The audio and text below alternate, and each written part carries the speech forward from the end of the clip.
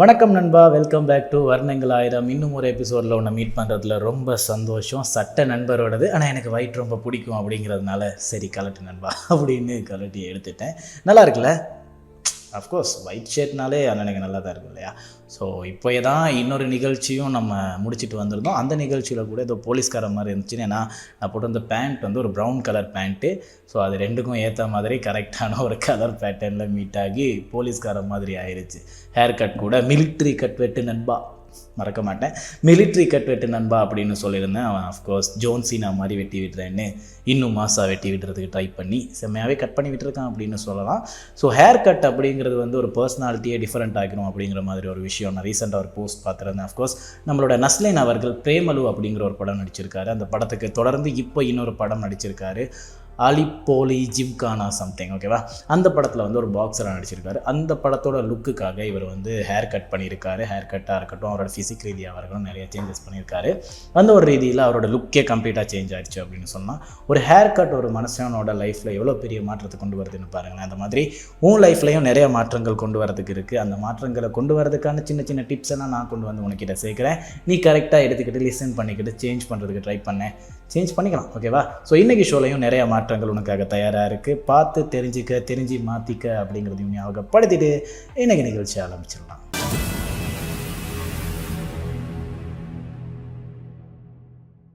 Okay மக்களே, நிகழ்ச்சியை மங்களகரமாக தொடங்கி வச்சாச்சு. ரொம்ப நாளைக்கு அப்புறம் ஒரு ஒயிட் ஷர்ட் போட்டு வந்திருக்கிறது எனக்கு ரொம்பவுமே கம்ஃபர்டபுளாக இருக்குது. அஃப்கோர்ஸ் ஒயிட் கலர் ஷர்ட் அப்படிங்கிறது வந்து ரொம்பவுமே ஒரு கான்ஃபிடென்ட்டை கொடுக்குது எனக்கு அப்படின்னு சொன்னால். அது மட்டும் இல்லாமல் ஒரு பிளிஸ்ஃபுல்லான மூமெண்ட்டை கொடுக்குது, எனக்கு ஒரு பிரைட்டான ஃபேஸை கொடுக்குது அப்படிங்கிறதுனால ஏன்னா ஒயிட் ஷர்ட்னால் எனக்கு ரொம்பவுமே பிடிக்கும். அதை கொண்டு வந்து நம்ம ப்ளே பண்ணும்போது இன்னுமே கான்ஃபிடென்ட்டாக இருக்கும் அப்படின்ற மாதிரி ஒரு விஷயம் இருக்குது இல்லையா? அதுக்கு முன்னாடியே நான் சொல்லியிருந்தேன், அஃப்கோர்ஸ் இந்த சட்டை நம்மளோட நண்பரோடது, பார்த்ததுமே சரி கலட்டு அப்படின்னு கொண்டு வந்து நம்ம கலட்டி போட்டுக்கிட்டு இருக்கோம். ஆனாலுமே ஒயிட் ஷர்ட்னு வந்துட்டாலே அண்ணனுக்கு தானே கரெக்டாக இருக்கும், சரிதானே? அதனால தான் நண்பரும் ஓகே உனக்கு தான் ஒயிட் ஷர்ட் கரெக்டாக இருக்கும் அப்படின்னு கொடுத்துட்டாரு அப்படின்னு சொன்னால். ஸோ இன்றைக்கி நிகழ்ச்சியில் இந்த ஷர்ட்டோட தான் நம்ம கொண்டு போக போகிறோம். ஸோ கலர்ஸ் பற்றி நம்ம நிறைய விஷயம் பேசியிருந்தோம். அந்த இடத்துல ஒயிட் எவ்வளோ இம்பார்ட்டண்ட்டாக இருக்குது, பிளாக் கலர் என்ன மாதிரியான பாதிப்புகளை உண்டாக்குது அப்படிங்கிற மாதிரி நிறைய விஷயம் நம்ம பேசியிருந்தோம் இல்லையா? அதை தொடர்ந்து இன்றைக்கி நம்ம மோஸ்ட்லி அழகாக உடுத்துறதுக்கு ரொம்பவுமே ஆசைப்பட்ட ஒரு விஷயமான டிஷர்ட்ஸ் அப்படிங்கிற விஷயத்தை பற்றி தான் பேசுவோம். டிஷர்ட்லையும் நிறைய விஷயம் நம்ம பேசியிருக்கோம். ஆனால் இன்றைக்கி பேச போகிறது டிஷர்ட்டில் நம்ம பிரிண்டட் டிஷர்ட் உடுத்துறதுக்கு ரொம்பவுமே விருப்பமாக இருப்போம் இல்லையா? அந்த ஒரு டிஷர்ட்டில் அந்த ஒரு பிரிண்ட்டு என்ன மாதிரி குவாலிட்டியில் வரணும், அந்த குவாலிட்டி எவ்வளோ நாள் வாஷ் தங்கும். இதுவே நீங்கள் ஒரு A4 சைஸ் பிரிண்ட் எடுக்கிறதா இருக்கலாம், ஃபுல் சைஸ் டிஷர்ட்டோட பிரிண்ட் எடுக்கிறதா இருக்கலாம், இல்லைனா செஸ்ட் பக்கத்தில் எடுக்கிற பிரிண்ட்டாக இருக்கலாம், இல்லைனா ஸ்லீவில் எடுக்கிற பிரிண்ட்டாக இருக்கலாம். இந்த மாதிரி நிறைய டிஃப்ரெண்ட்டான பிரிண்ட்ஸ் இருக்குது இல்லையா? அதில் இருக்கிற டிஃப்ரென்ஸ் என்ன, அந்தந்த பிரிண்ட்டுக்கு தேவையான குவாலிட்டிஸில் இருக்கிற டிஃப்ரென்ஸ் என்ன அப்படிங்கிறது தான் இன்றைக்கி நம்ம ஃபேஷன் அப்படிங்கிற இடத்துல பார்க்க போகிறோம்.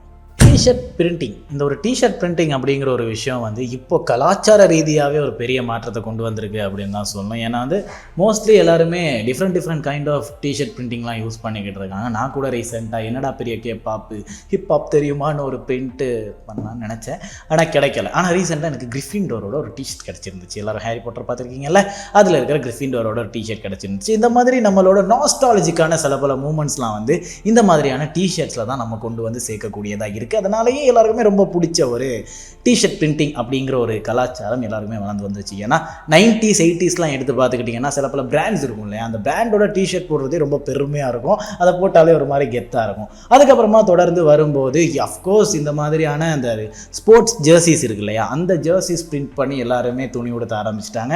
இந்த ஒரு ஸ்போர்ட்ஸ் ஜெர்சி அப்படிங்கிற கலாச்சாரம் வரும்போது பின்னாடி நேம் அடிக்கிறது எல்லாருக்குமே ரொம்ப பிடிச்சிருந்துச்சு அப்படின்னு சொல்லலாம். அந்த ஒரு ரீதியில் எல்லாரும் பின்னாடி நேம் அடிக்க ஆரம்பிச்சிட்டாங்க. அதை தொடர்ந்து சைடில் ஒரு பேட்ச் அடிக்கிறதா இருக்கட்டும், இந்த பக்கம் வர பேட்சாக இருக்கட்டும், ஸ்லீவில் வர பேட்சாக இருக்கட்டும், அந்த மாதிரி நிறைய விஷயங்கள் கடந்து வந்துட்டாங்க. ஆனால் எனக்கு இன்னமுமே பென்டனோட ஒரு டிஷர்ட் கிடைக்கலங்க. ஸோ அந்த மாதிரி நிறைய விஷயங்கள் இருக்குது. ஸோ பிரிண்ட் அப்படின்னு சொல்கிறது வந்து அவ்வளோ டிஃப்ரென்ஸ் கொண்டு வந்திருக்கு. இதில் நம்ம ஃபஸ்ட்டு பார்க்க போகிற குவாலிட்டியாக இருக்கிறது ஸ்க்ரீன் பிரிண்டட் ட்ரான்ஸ்ஃபர்ஸ். இந்த ஸ்க்ரீன் பிரிண்டட் ட்ரான்ஸ்ஃபர்ஸ் எடுத்து பார்த்துக்கிட்டிங்கன்னா வந்து மேலால் சும்மா பிரிண்ட் மட்டும் இருக்கிற மாதிரி இருக்காது, டிஷர்ட்குள்ளேயே போயிட்டு கரெக்டாக அப்படியே பிரிண்ட் பண்ணி கொண்டு வந்து கொடுத்துரும். ஸோ மோஸ்ட்லி டிஷர்ட்லாம் பிரிண்ட் பண்ணும்போது உள்ள ஒரு கார்ட்போர்ட் வச்சுட்டு அதுக்கப்புறமா தான் மேலே தான் பிரிண்ட் பண்ணுவாங்க, இல்லைனா கீழே பிரிண்ட்டோட இங்க்லாம் போயிடும் இல்லையா? அதனால் நீங்கள் பயப்பட தேவையில்லை. இது என்ன டிஷர்ட்டுக்கு மேலே மட்டும் தான் படும்னா, டிஷர்ட்டுக்கு உள்ளே போயிட்டு பட்டுருவோம்னா உள்ளே போயிட்டு பட்டுருவானே, பின்னாடி தான் பட்டுருவானே அப்படின்னு நீங்கள் ஃபீல் பண்ணுறதுக்கு ஒன்றுமே இல்லை. ஏன்னா உள்ள ஒரு கார்ட்போர்ட் இருக்கும், அதுக்கு மேலே தான் பிரிண்ட் பண்ண போகிறாங்க. அதனால் உங்களோட டிஷர்ட்ஸோட ஃபுல்லாகவே ஸ்ட்ரெச்சபிளாக இருக்கும். ஏன்னா மோஸ்ட் ஆஃப் தி பிரிண்ட் வந்து மேலேயே பண்ணிட்டீங்கன்னா ஸ்ட்ரெச் பண்ணும்போது அந்த பிரிண்டோட இங்கு கடந்து வரதுக்கு கூட வாய்ப்பு இருக்குது. அந்த ஒரு ரீதியில் இந்த பிரிண்ட் பண்ணும்போது உள்ளேயே ஸ்க்ரீனோட அப்படியே டிஷர்ட்டோட இணைந்து போகிற மாதிரி இருக்கும். அதனால் மோஸ்ட்லி ஸ்ட்ரெச் பண்ணுற டிஷர்ட்ஸுக்குன்னா இந்த பிரிண்டிங் கரெக்டாக இருக்கும். அப்புறமா டிஜிட்டல் ட்ரான்ஸ்ஃபர்ஸ். இந்த டிஜிட்டல் ட்ரான்ஸ்ஃபர்ஸ் தான் ரொம்பவுமே முக்கியமான விஷயமா இருக்குது. ஏன்னா மோஸ்ட்லி எல்லா டிஷர்ட்ஸுமே வந்து ஒயிட் கலர் அப்படி இல்லைனா சாஃப்ட் கலர்ஸில் தான் பிரிண்ட் பண்ணுறாங்க. ஏன்னா அந்த ஒரு பிரிண்டோட கலர் இன்னும் கிளியராக தெரியணும் அப்படிங்கிறதுக்காக ஒயிட் கலரில் பிரிண்ட் பண்ணுறாங்க. ஆனால் இந்த ஒரு டிஜிட்டல் ட்ரான்ஸ்ஃபர் அப்படிங்கிறது வந்து ஒரு டிஃப்ரெண்ட்டான டார்க் கலரில் பிரிண்ட் பண்ணால் கூட கரெக்டான டீட்டெயில்ஸோட தெரிய வைக்கிறது கரெக்டாக இருக்கும். இந்த பிரிண்ட்டுமே கூட டிஷர்ட்டுக்கு மேலே தான் வருது, ஆனால் ஸ்ட்ரெச்சபிளாக கொஞ்ச நாள் யூஸ்க்கு ஏற்ற மாதிரி இருக்கும். மோஸ்ட்லி அதோட இங்கை பொறுத்து யூஸும் மாறுபடும் அப்படிங்கிறது வந்து தான் உண்மை. ஸோ மோஸ்ட்லி நீங்கள் பிரிண்ட் பண்ணுறீங்கன்னா அப்படின்னா பிரிண்ட் வாங்குற ஒரு டிஷர்ட் வாங்குறீங்கன்னா பாருங்கள், உள்ள இந்த மாதிரி வாஷுக்கு இது கரெக்டாக இருக்கும். இந்த மாதிரி தான் இதை வாஷ் பண்ணணும். இதை வந்து வாஷிங் மெஷினில் வாஷ் பண்ணக்கூடாது, இதை டிஷ் வாஷ் போட்டு வாஷ் பண்ணக்கூடாது, இந்த வாஷ்னால் இதுக்கு யூஸ் பண்ணக்கூடாது அப்படிங்கிற மாதிரி சொல்லியிருக்கோம். அப்படி இல்லைனா 3 month வாஷுக்கு இந்த டிஷர்ட் கரெக்டாக ஒர்க் ஆகும் அப்படிங்கிற மாதிரிலாம் மென்ஷன் பண்ணியிருப்பாங்க. ஸோ இந்த டிஜிட்டல் பிரிண்டிங் அப்படிங்கிறது வந்து ஒரு டார்க்கான கலரில் கூட டீட்டெயிலிங் கரெக்டாக இருக்கிறதுக்கு கரெக்டாக இருக்கும் டிஜிட்டல் ட்ரான்ஸ்ஃபர் பிரிண்டிங். அதுக்கப்புறமா cad cut heat transfer material. So இதுதான் நான் சொல்லியிருந்தேன் அந்த டிஷர்ட்டுக்கு மேலே வர பிரிண்டிங். இந்த பிரிண்டிங் தான் மோஸ்ட்லி நிறைய பிரிண்ட்லாம் ஒன்றா பண்ணணும் அப்படின்னா வந்து பண்ணுவாங்க. ஏன்னா இது ஒரு லோ குவாலிட்டியான ஒரு பிரிண்டிங் தான். இதை யூஸ் பண்ணும்போது ஸ்ட்ரெச் பண்ணும்போது அந்த ஒரு கலர்ஸ் கலண்டு வர மாதிரியான சில பல விஷயங்கள் நடக்கும்னு சொன்னேன் இல்லையா, அந்த கலர்ஸ் கலண்டு வரக்கூடிய மாதிரியான சில பல விஷயங்கள் நடக்கிறதுக்கு கூட வாய்ப்பு இருக்குது. அதனால் இது வந்து ஹை குவான்டிட்டி ஆஃப் டிஷர்ட்ஸ் பண்ணுறதுனா டக்குன்னு பிரிண்ட் பண்ணுறதுக்கு ஈஸியாக இருக்கும் அப்படிங்கிறதுனால பிரிண்ட் பண்ணுறதுக்கு யூஸ் பண்ணுறாங்க. இதில் எவ்வளோதான் உடுத்த முடியாதா, அப்போது கலண்டு வந்துடுமே, அப்போ நம்ம யூஸ் ஒன்றும் இல்லை அப்படின்னு யோசிச்சிங்கன்னா இல்லை. ஒரு லோ குவாலிட்டி டிஷர்ட்டாக இருந்தால் லோ குவாலிட்டின்னு சொல்லி தான் விற்பாங்க. அப்படி விற்கும்போது நீங்கள் ஒரு மினிமம் பர்பஸ்க்காக தான் யூஸ் பண்ணுறீங்கன்னா, கொஞ்ச நாள் தான் இதை யூஸ் பண்ண போகிறோம் அப்படின்னு யூஸ் பண்ணுறீங்கன்னா ஓகே தான். அந்த ஒரு வாஷை பொறுத்து அதோட பிரிண்ட் உதிர்ந்து வர்ற மாதிரியோ கலண்டு வர்ற மாதிரியோ உங்களுக்கு ஃபீல் ஆகும் அப்படிங்கிறது தான் உண்மை. ஸோ கலண்டு வந்துருச்சுன்னா அடுத்த பிரிண்ட் யூஸ் பண்ண முடியுமான்னு கேட்டிங்கன்னா இல்லை. ஒரு பிரிண்ட் கலண்டுருச்சுன்னா அதுக்கு மேலே பிரிண்ட் பண்ணக்கூடாது. எப்போவுமே இன்னொரு பிரிண்ட் டிஃப்ரெண்ட்டாக தான் யூஸ் பண்ணணும்.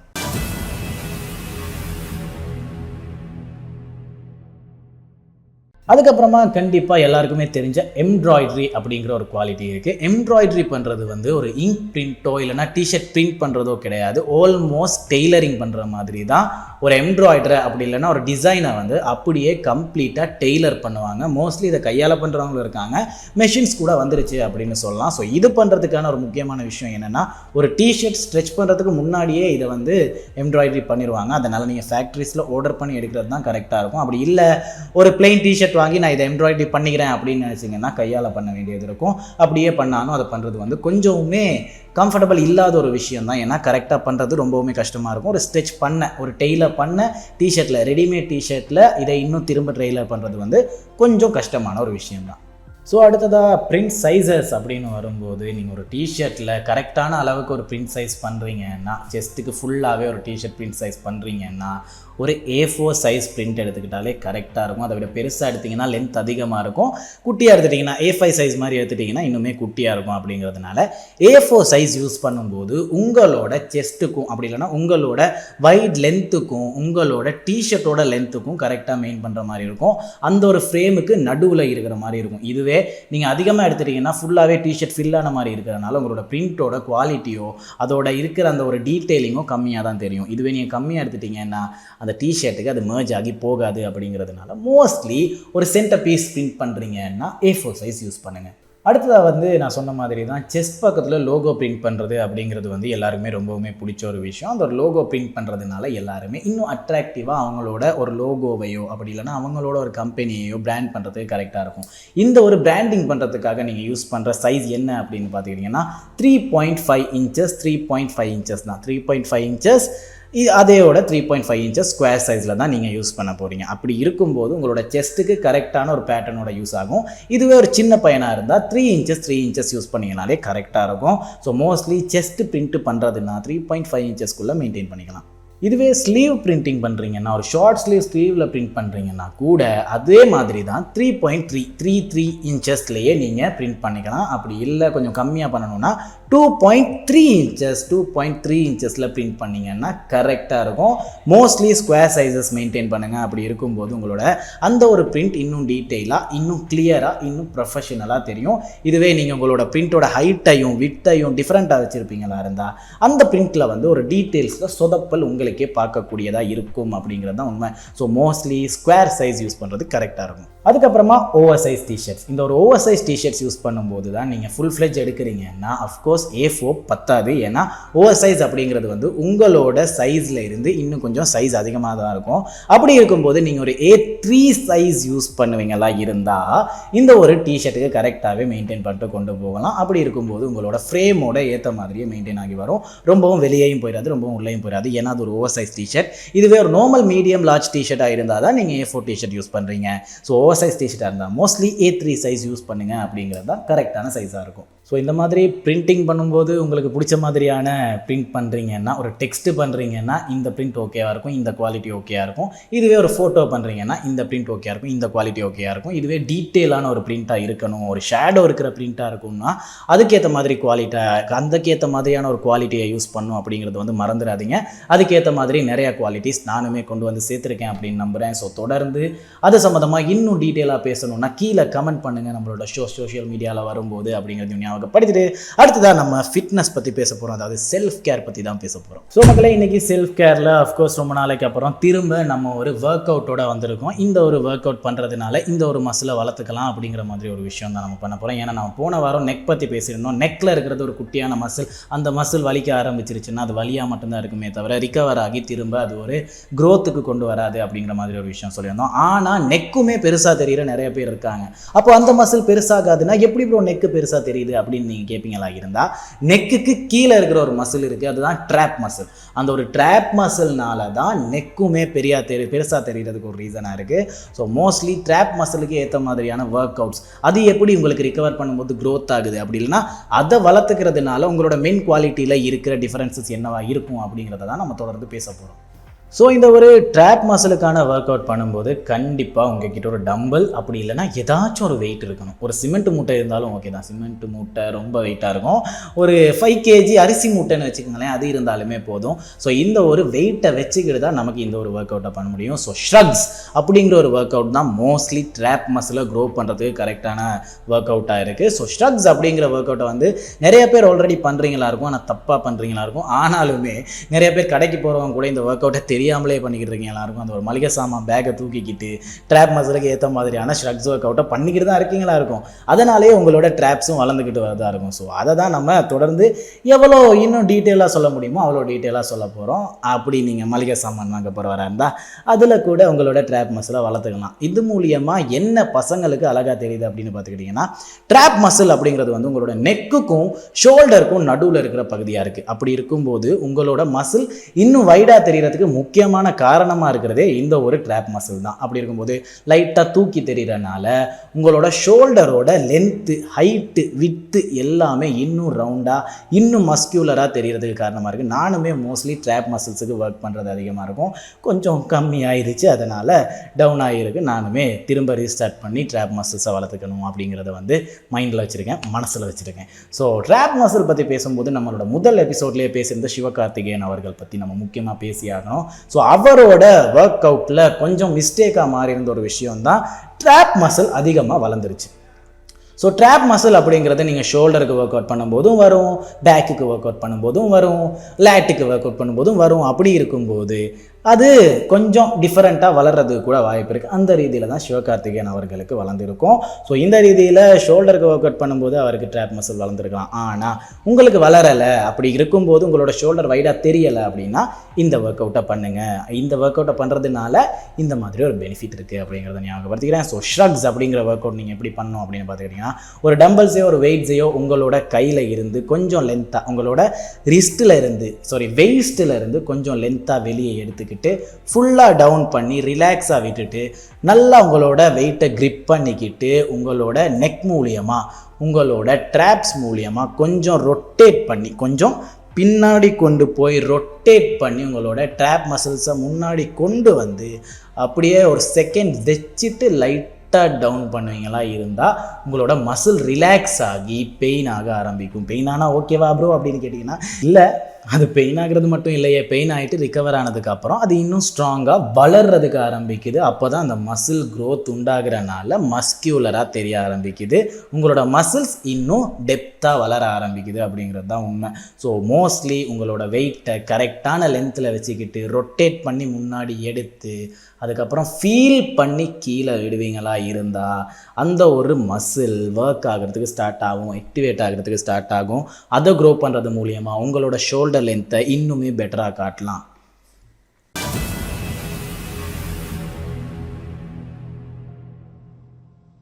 ஸோ நம்ம போன வாரம் பேசும்போது நெக் அப்படிங்கிற மசில் வந்து கொஞ்சம் சாஃப்டான மசில் அப்படிங்கிற மாதிரி பேசியிருந்தனால இந்த வாரம் முடிஞ்ச வர நெக் அப்படிங்கிற மசிலையுமே இன்னும் பெட்டராக எப்படி காட்டலாம், பசங்களுக்கு எவ்வளோ யூஸ்ஃபுல்லாக இருக்கும் அப்படிங்கிற மாதிரி ஒரு விஷயம் பேசியிருந்தோம். ஸோ தொடர்ந்தும் அதை பற்றி நம்ம வர்ற வாரங்களையும் பேசுவோம் அப்படிங்கிறத ஞாபகப்படுத்திட்டு அடுத்ததாக ஆட்டிடியூட் பற்றி பேச போகிறோம். ஸோ ஆட்டிடியூட் பற்றி பேசும்போது நான் போன வாரமே சொல்லியிருந்தேன், இந்த வாரம் நம்ம 3 விஷயங்களை பற்றி பேச போகிறோம், தொடர்ந்து 3 வாரங்களுக்கு அப்படிங்கிற மாதிரி வச்சுருந்தோம். லைஃப்பில் ஒரு முக்கியமான விஷயத்தை அடையணும்னா நம்ம இந்த 3 விஷயத்தை வந்து கரெக்டாக பார்த்துக்கணும் அப்படிங்கிற மாதிரி ஒரு விஷயம் சொல்லியிருந்தோம் இல்லையா. ஸோ ஃபஸ்ட்டு விஷயமா இருந்தது அதில் ஆஸ்க், கேட்கணும். 2வது விஷயமா இருக்க போகிறது நம்பிக்கை. அதானே எல்லாம். ஸோ நம்புங்க, உங்களோட எந்த ஒரு விஷயமா இருந்தாலும் எந்த ஒரு பர்பஸாக இருந்தாலும் நம்புங்க. நம்பிக்கை அப்படின்னா என்ன அப்படின்னு பார்த்துக்கிட்டிங்கன்னா, ஒரு விஷயத்தை இது நடக்காட்டி என்ன பண்ணுறது அப்படின்னு யோசிச்சுக்கிட்டே ஒர்க் பண்ணுறது நம்பிக்கை கிடையாது. கண்டிப்பாக நடக்கும், நான் தோத்தாலும் ஜெயிப்பேன் அப்படிங்கிறது தான் நம்பிக்கை. ஓகேவா? ஸோ இது நடக்காட்டி என்ன பண்ணலாம், இப்படி மிஸ் ஆயிடுச்சுன்னா என்ன பண்ணலாம், ஓகே இது இப்போ மிஸ் ஆயிடுச்சுன்னா நம்ம அடுத்து என்ன தான் பண்ண முடியும் அப்படிங்கிறது வந்து நம்பிக்கை கிடையாது. அது ஒரு பயத்திலேயே வாழ்கிறது தான். அந்த ஒரு பயமே வந்து உங்களோட நம்பிக்கையை போக போக போக போக ஃபெடப் பண்ணி கெடுத்துரும். ஸோ உங்களோட நம்பிக்கை ரொம்ப ஸ்ட்ராங்காக இருக்கணும். நீங்கள் நம்பணும் உங்களோட இந்த பர்பஸ் கரெக்டாக ஒர்க் ஆகும் அப்படிங்கிற ஒரு விஷயத்த. ஸோ நீங்கள் கேட்க தெரிஞ்சிருக்குன்னா ஃபஸ்ட்டு அது கிடைக்கணும்னு நம்பணும் இல்லையா, அப்போ தானே கேட்க முடியும். ஸோ கேட்கும்போது அந்த ஒரு பொருள் இருக்குன்னா தான் உங்களுக்கு கிடைக்கும். அந்த பொருள் இருக்குன்னா ஃபஸ்ட்டு நீங்கள் அந்த பொருள் இருக்குன்னு நம்பணும் ராஜா. அந்த பொருள் இருக்கும்போதே நீங்கள் இல்லை அப்படின்னு நினச்சிக்கிட்டு இருந்தீங்கன்னா அந்த பொருள் இருந்தாலுமே உங்கள் கண்ணுக்கு கரெக்டாக தெரியாது. புரியுதா? ஸோ 1000 குப்பைக்கு நடுவில் ஒரு கனி இருந்தாலும் அந்த கனி நம்ம கண்ணுக்கு தெரியாது, அந்த கனி இருக்குன்னு நம்பலைன்னா. ஸோ அந்த ஒரு நம்பிக்கை தான் உங்களோட வாழ்க்கையோட பர்பஸை உங்களுக்கு இன்னுமுமே கிளியராக காட்ட ஸ்டார்ட் பண்ணுது.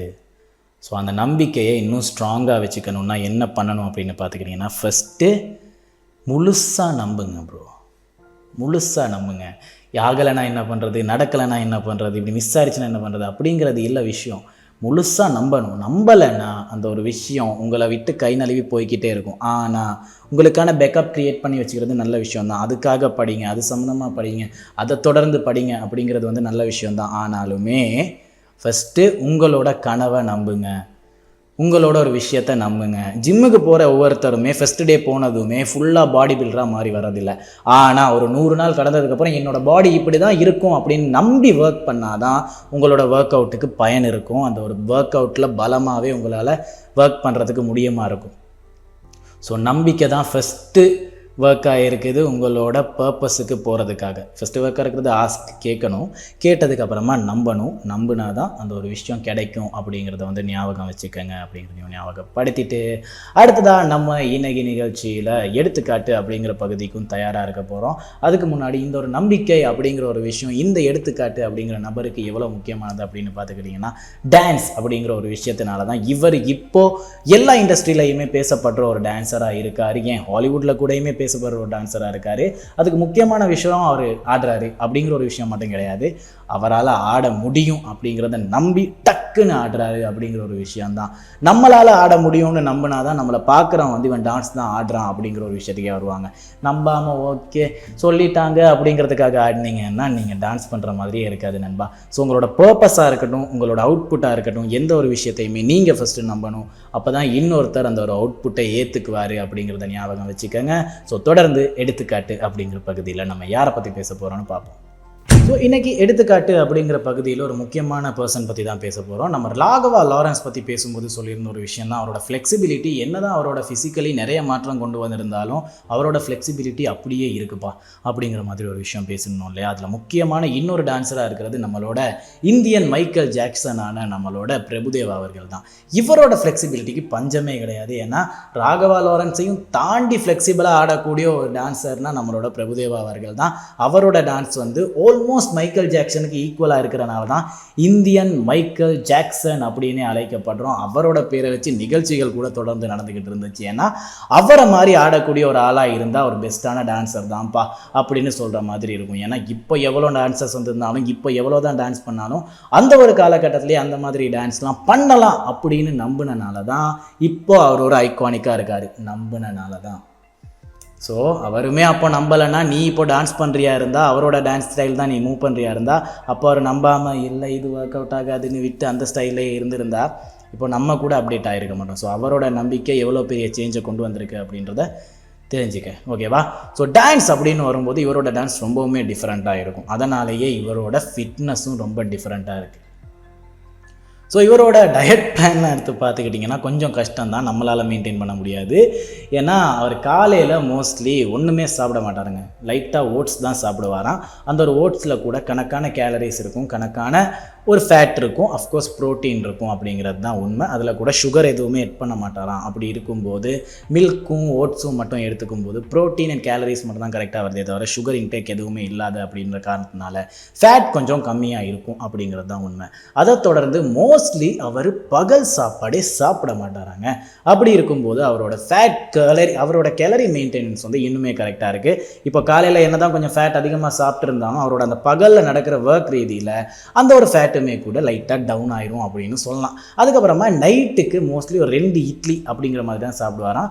அந்த கேலரிஸ் கூட காலையில் அவர் திரும்ப ஒர்க் பண்ணும்போது திரும்பவுமே டவுன் ஆயிரும். இதில் ஒரு நல்ல விஷயம் என்னென்னா இவர் டான்ஸ் பண்ணுறதுனால மோஸ்ட்லி அவரோட ஒர்க்ஸ் கம்மியாக இருக்காது, அதிகமாகவே தான் இருக்கும். அந்த ஒரு ரீதியில் டக்குன்னு கேலரிஸ் பர்ன் ஆகுறனால இவரோட ஒர்க் அவுட் அப்படிங்கிற ஒரு இடத்துல இருக்கிறதே டான்ஸு தான். அப்புறம் இன்னொரு முக்கியமான இவரோட ஃபிட்னஸ் டிப்பாக இருக்கிறது என்ன அப்படின்னு பார்த்துக்கிட்டிங்கன்னா இவர் வந்து அடிக்கடி வெயிட் செக் பண்ணுவாராம். இவர் வந்து டெய்லி எப்படியுமே வெயிட் செக் பண்ணிடுவாராம். அப்போ இருக்கிற பாடியிலேருந்து இப்போ இருந்து உடம்பு வரைக்குமே அப்படியே தான் இருக்குது. நம்ம 90ஸ்லேருந்து ஒரு பிரபுதேவா பார்த்துக்கிட்டு இருப்போம் இல்லையா, அப்போலேருந்து இப்போ வரைக்குமே அந்த ஒரு பாடியை தான் மெயின்டைன் பண்ணிக்கிட்டு இருக்காரு. ரீசன் அப்போலேருந்து இப்போ வரைக்குமே அவர் வந்து வெயிட் செக் பண்ணுவாராம். அந்த ஒரு வெயிட் செக் வந்து டெய்லி பண்ணுறதுனால அந்த ஒரு வெயிட்லேயே தான் மெயின்டைன் பண்ணிக்கிட்டு வராரு அவரோட வெயிட்டை. ஸோ வெயிட் மட்டும் தான் நம்மளோட ஃபெட் பர்ன் ஆகிறதுக்கான செக்கிங்காக இருக்கா அப்படின்னு கேட்டிங்கன்னா இல்லை, உங்களோட கேலரி மெயின்டெனன்ஸும் கரெக்டாக இருக்கணும். அதுக்காக தான் அவர் கேலரி மெயின்டெனன்ஸை ரொம்பவுமே பாதுகாத்துக்கிட்டு வராரு. காலையில் சாப்பிட்றது, பகல் சாப்பிட்றது, நைட் சாப்பிட்றது எல்லாத்தையுமே பார்த்துக்கிறாரு. நைட் கூட 7க்கே சாப்பிட்டு வராங்க. அதுக்கப்புறம் ஏதாச்சும் ஒர்க் இருந்தால் அதுவுமே பர்ன் ஆயிரும் அப்படிங்கிறதுனால ஸோ அந்த ஒரு விஷயத்தினாலேயே இவரோட ஃபிட்னஸ் அப்படிங்கிறது வந்து இன்னுமே லீன் மசிலோட தான் மெயின்டைன் ஆகிக்கிட்டு இருக்கு. ஏன்னா இவரோட பாடியில் இருக்கிற ஒவ்வொரு மசிலுமே வந்து டான்ஸ் அப்படிங்கிற ரீதியில் ஒர்க் ஆகுறனால அவருக்கு மசில்ஸ் இன்னும் ஸ்ட்ராங்காக தான் இருக்குது. ஆனால் இன்னுமே ஃப்ளெக்சிபிளாக இருக்குது. ரீசன் அவரோட மசில்ஸை ஃப்ளெக்சிபிளாக அவர் ட்ரெயின் பண்ணி வச்சுருக்காரு. டெய்லியுமே டான்ஸ் பண்ணுற ஒரு மனுஷனுக்கு அந்த ஒரு டான்ஸிங் அப்படிங்கிறது வந்து ட்ரெயின் ஆகிருக்கும். அந்த ஒரு மசில்ஸ் வந்து எல்லாத்துக்குமே ஓகே இவன் இந்த இடத்துல காலை தூக்குவான், இந்த இடத்துல காலை மடிப்பான் அப்படிங்கிற மாதிரி ஒரு ட்ரைனிங் இருக்கும் இல்லையா. அந்த ட்ரைனிங் இருக்கிறனால தான் அவரோட அந்த மசில்ஸ் இன்னுமே ஃப்ளெக்சிபிளாக இருக்குது. ஸோ அதுக்கேற்ற மாதிரி டயட்டும் மெயின்டைன் பண்ணுறதுனால அந்த மசில்ஸ் வளரவும் இல்லை, அதுக்குன்னு குறையவும் இல்லை. ஆனால் அவரோட ஃப்ளெக்சிபிலிட்டிக்கு சப்போர்ட் பண்ணுது. ரீசன் உங்களோட உடம்பை நீங்கள் ஃப்ரெண்ட்லி ஆக்கிக்கங்க அப்படின்னு நம்ம போன வாரம் கார்த்தி சொல்லியிருந்த மாதிரி தான். உங்களோட உடம்பை நீங்கள் ஃப்ரெண்ட்லி ஆக்கிக்கிட்டிங்கன்னா உங்களோட கம்ஃபர்டபிலிட்டி, உங்களோட ஃப்ளெக்சிபிலிட்டி, உங்களோட மசில் க்ரோத் எல்லாத்துக்குமே அந்த பாடியே உதவு பண்ண ஸ்டார்ட் ஆயிரும்.